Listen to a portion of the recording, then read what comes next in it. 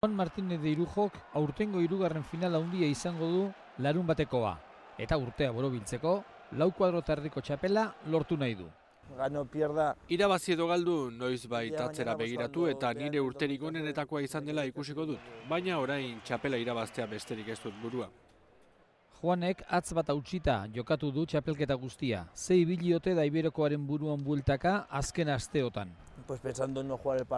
Pentsatu nuen partida ez jokatzea, txapelketa bera ez jokatzea, denbora eman atza osatu zedin.